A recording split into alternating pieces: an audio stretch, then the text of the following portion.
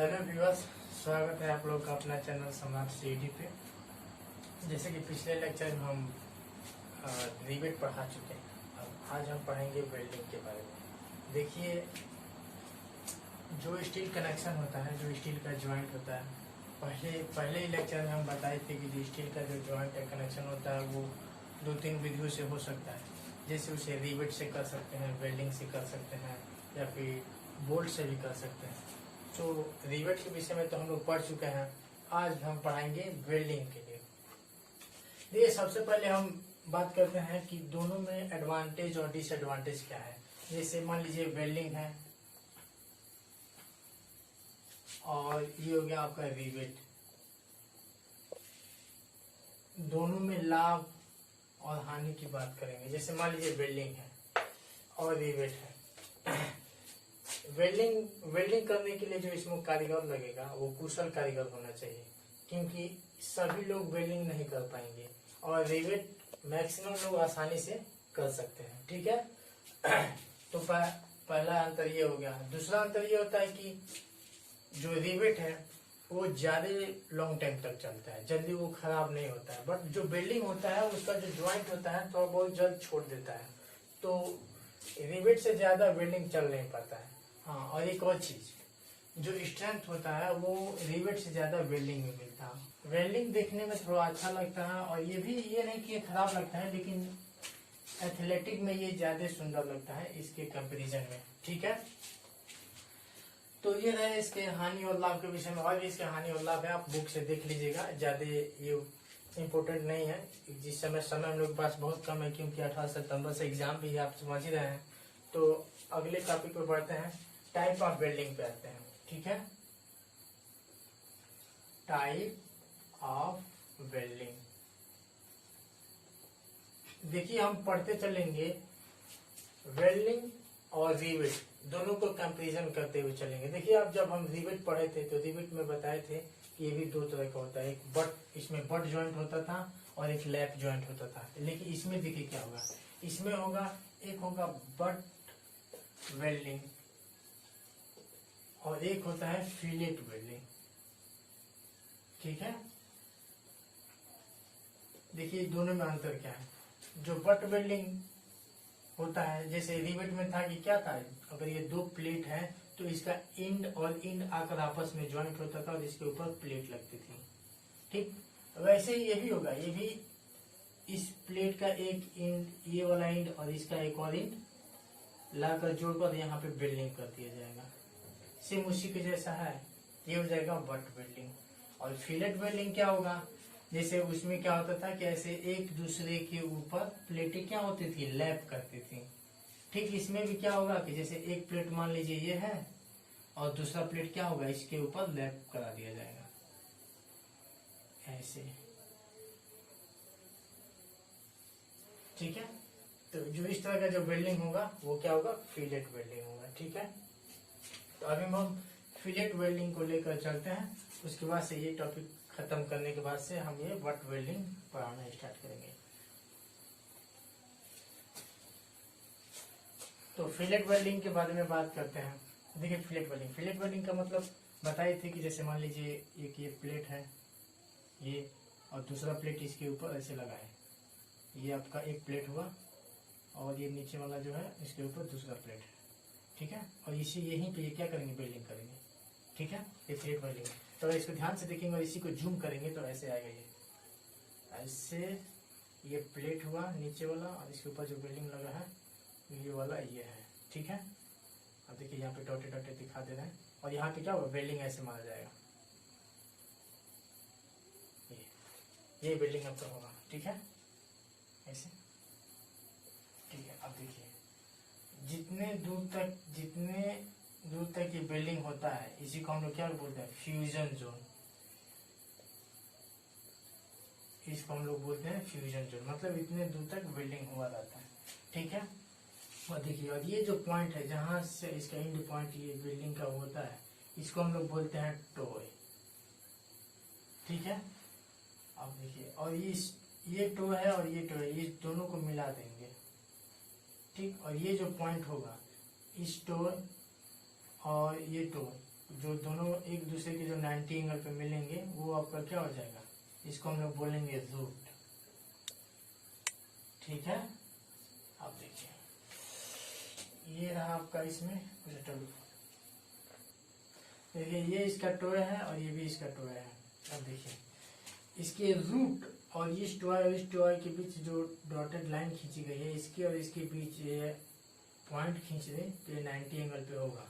ठीक है, तो ये जो लेंथ होगी इसको हम क्या बोलेंगे, इसको हम बोलेंगे थ्रॉट थिकनेस। थ्रॉट थिकनेस बोलेंगे। देखिए ये छोटे छोटे टर्म है, एग्जाम में इसका डेफिनेशन कभी कभी पूछ लेता है या फिर इसका कभी मतलब पूछ लेता है। तो ठीक है, तो इसको इसका डेफिनेशन हम रटेंगे नहीं, इसको समझ कर खुद याद करना है। जैसे मान लीजिए रूट हुआ और रूट के विषय में पूछ दिया, तो रूट क्या है, हम रूट बोल देंगे कि फ्यूजन जोन में दो टोए से निकली हुई लाइन एक दूसरे के 90 एंगल पे जहाँ पे मिलती है अंदर फ्यूजन जोन में, वो जो पॉइंट होती है वो क्या हो जाएगा, रूट हो जाएगा। ठीक है, वैसे ही आप इस फिगर से आप एक एक चीज का डेफिनेशन आप अपने मन से आराम से बना सकते हैं। ठीक है, अब देखिए ये रहा आपका फिलेट वेल्डिंग। अब इसकी बात करेंगे साइज की बात। देखिए और ये एक बात और, ये जो है 3 तरह की वेल्डिंग होती है। जो फ्यूजन जोन का जो ये साइज शेप है इसके अनुसार 3 तरह का होता है। जैसे एक होता है कन्वेक्स। कन्वेक्स वेल्डिंग ऐसा होता है कि जैसे ये हुआ आपका प्लेट और यहाँ पे जो है वेल्डिंग आपका कैसे बनता है, ऐसे। ठीक है, जैसे इसको अगर लें तो ऐसे होगा, ऐसे करके ऐसे। ठीक है, तो ये आपका हो जाएगा कन्वेक्स वेल्डिंग। ये कन्वेक्स हो जाएगा, कन्वेक्स शेप का है। वही अगर ऐसे कन्वेक्स ना होकर अगर ऐसे हो जाए, ऐसे, तो ये कौन सा वेल्डिंग हो जाएगा, ये आपका फ्लैट वेल्डिंग हो जाएगा। ये हो जाएगा फ्लैट वेल्डिंग हो जाएगा। वही इसके अपोजिट साइड में ऐसे हो जाए, ऐसे, ये हो जाएगा कन्वेक्स। तो ये 3 तरह का है, एग्जाम में कभी कभी पूछ लेता है, तो ये फिगर के साथ इसको याद रखिएगा। ठीक है, ये फ्लैट है और ये क्या है, कनकेव है। ठीक है, तो ये 3 तरह का होता है, एग्जाम में बस इतना ही पूछ सकता है। अब देखिए बात करते हैं अब इस वेल्डिंग की साइज की। देखिए यहाँ से इस टोए से और इस रूट के बीच की डिस्टेंस को क्या करते हैं, इसका साइज आप वेल्डिंग करते हैं। इस तरफ या फिर इस तरफ, दोनों में जो मिनिमम होगा वही क्या होगा, इस वेल्डिंग की साइज होगी, जिसे हम यस से डिनोट करते हैं। ठीक है, अब देखिए ये रूट हुआ और ये थ्रॉट, ये जो थ्रॉट थिकनेस है, थ्रॉट थिकनेस, इसको हम टी से डिनोट करते हैं। थ्रॉट थिकनेस को किसे डिनोट करते हैं, टी से। ठीक है, थ्रॉट थिकनेस को टी से और साइज ऑफ वेल्डिंग को यस से। ठीक है, अब देखिए यह है कि ये इसको टी से और इसको यस से। अब देखिए दोनों में एक रिलेशन होता है। ठीक है, देखिए आप ध्यान से सोचिए, एक मिनट इसको रफ कर दे रहे हैं। ये रहा आपका फिगर बिल्डिंग के लिए, और ये आपका रहा प्लेट, ये यहाँ से उठा रहे हैं, ये आपका रहा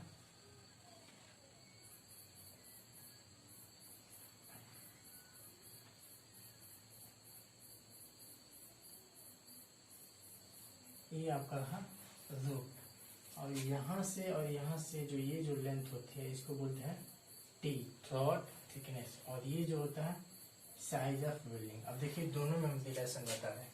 अब देखिए अगर इस जो थ्रॉट थिकनेस है अगर इसको और लंबा करें, यहाँ से अगर हम यहाँ तक कर दें तो फिर क्या होगा, ये पॉइंट यहाँ चला आएगा और ये फिर ऐसा हो जाएगा। ठीक, तो फिर यहाँ से यहाँ यस का वैल्यू क्या होगा, बढ़ जाएगा। तो इसका मतलब क्या हो रहा है कि थ्रॉट थिकनेस को अगर बढ़ाएंगे तो क्या होगा, साइज ऑफ वेल्डिंग भी बढ़ेगा। ठीक है, अगर थ्रॉट थिकनेस को बढ़ाते हैं यहाँ से अगर यहाँ कर देते हैं तो क्या हो रहा है, साइज यस भी बढ़ जाता है, तो ये बढ़ जाएगी। तो इस जो थ्रॉट थिकनेस है वो डायरेक्टली प्रोपोर्शनल है किसके, साइज ऑफ वेल्डिंग के। अब इसको जब प्रोपोर्शनल को हटाएंगे तो के क्या कांस्टेंट आ जाएगा, टी इक्वल टू के एस। और ये जो के क्या है इसको बोलते हैं कांस्टेंट।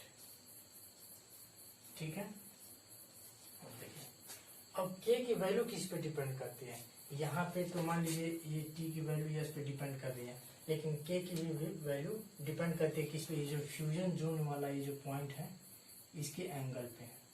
ठीक है, ये देखिए मिनिमम 60 से मिनिमम ये नहीं होगा, कभी भी बिल्डिंग ऐसे थोड़ी ना होगा कि ये 60 से मिनिमम चला जाए, और ये क्या होगा 120 से भी मैक्स नहीं जाता है, ये दो के सेंटर में रहता है। जैसे मिनिमम रहेगा तो 60 डिग्री और मैक्स, ये रहा मिनिमम एंगल, और मैक्सिमम एंगल जो है वो कितना रहेगा 120 डिग्री। ठीक है, ये जो फ्यूजन जोन है यहाँ से और इसके बीच का जो एंगल, इसी पे इसका वैल्यू डिपेंड करता है, के की वैल्यू। ठीक है, जैसे बुक में इसका ग्राफ दिया दिखा दे रहे हैं आपको। जैसे अगर यही वैल्यू 60 से 90 के बीच में अगर है तो इसका वैल्यू हो जाता है 0.7। किसकी वैल्यू, के की वैल्यू 0.7 होता है।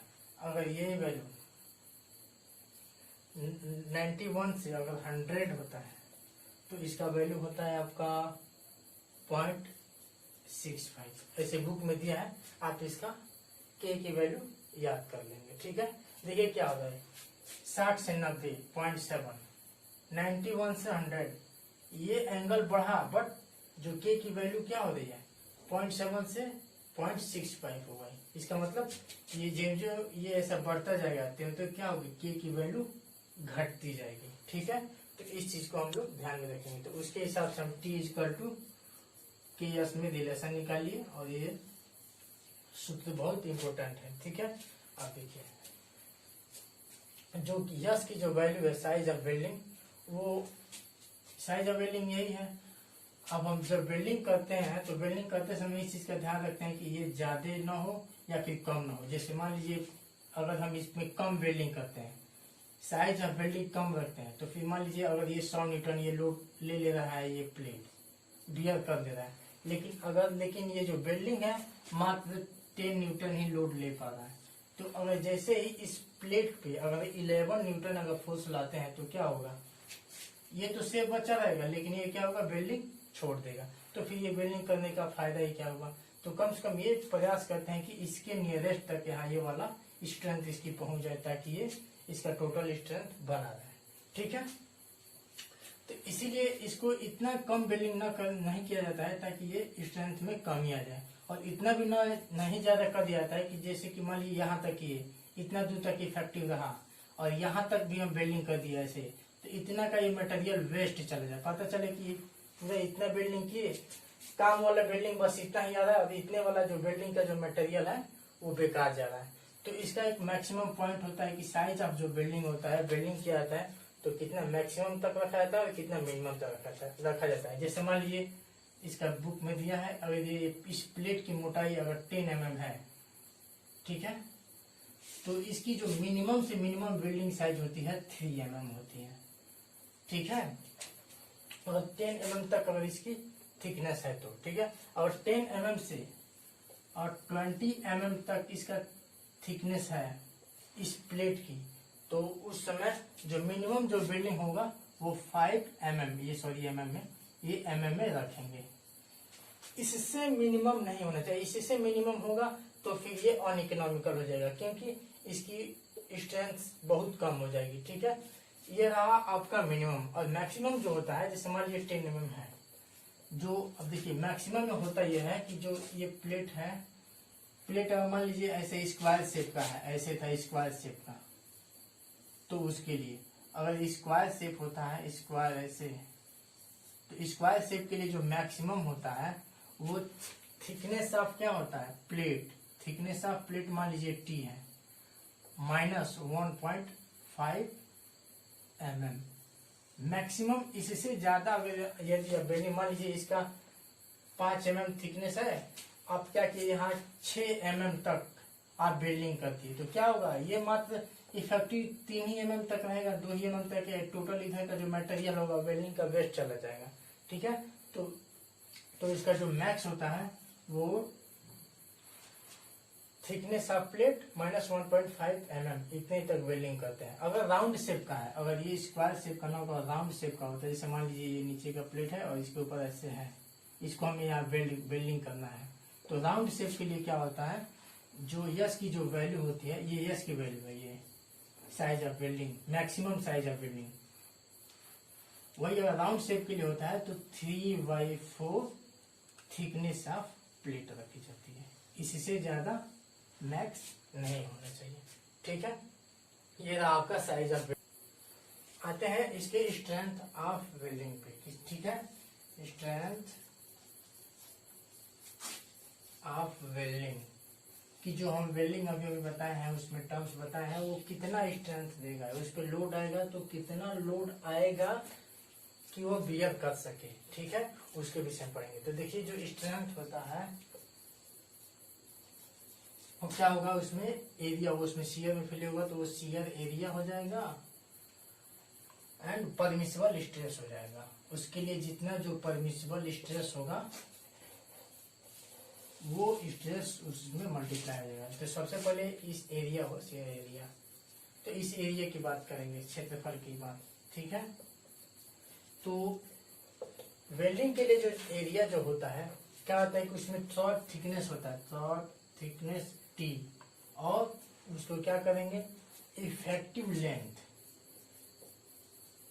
Effective length of fillet weld, of fillet welding. ठीक है, देखिए effective length of fillet welding होता क्या है उसमें कि जैसे मान लीजिए ये आपका था से और इसमें आप ये वेल्डिंग किए। ठीक है, यहाँ पे ये वेल्डिंग की, तो यही जो लेंथ होता है इफेक्टिव लेंथ होता है उसमें। ठीक है, तो इसकी जो वैल्यू होता है क्या होता है, इसकी इफेक्टिव लेंथ, इफेक्टिव जो लेंथ होता है is equal to true length, मतलब यहाँ से और यहाँ के बीच की जो डिस्टेंस होती है वो true length minus 2 into size of welding. ठीक है, तो ये आपका क्या होता है इफेक्टिव लेंथ, इफेक्टिव लेंथ आ जाता है किसके लिए, फिलेट वेल्ड के लिए। ठीक है, और क्या होता है, तो ये हो गया थ्रॉड थिकनेस और ये हो गया इफेक्टिव ऑफ फिलेट वेल्डिंग। ठीक है, फिलेट वेल्डिंग या फिर बट वेल्डिंग दोनों में रहता है ये। तो ये हो गया T और इसको डिनोट करते हैं यल से, ये आपका निकल गया एरिया। ठीक है, अब बात करते हैं स्ट्रेंथ की। तो स्ट्रेंथ यहाँ पे लिखेंगे strength equal to shear area अपरूपण क्षेत्रफल, अपरूपण क्षेत्रफल T इंटू L। अब देखिए ये हो गया परमिसिबल स्ट्रेस किसके लिए, वेल्डिंग के लिए। ठीक है, तो उसे हम FB से डिनोट कर देते हैं। ठीक है, इंटू FB इसमें लगा देंगे। ठीक है, अब देखिए इसका जो वैल्यू होता है नॉर्मली रूप से 110 न्यूटन पर mm² होता है। तो ठीक है, तो इस फिलेट वेल्डिंग का जो हम स्ट्रेंथ निकालेंगे इस फार्मूले द्वारा आसानी से निकाल लेंगे और इसके बेसिस पे एग्जाम में क्वेश्चन भी पूछता है। ठीक है, तो मिलते हैं अगले लेक्चर में, तब तक के लिए थैंक्स, धन्यवाद।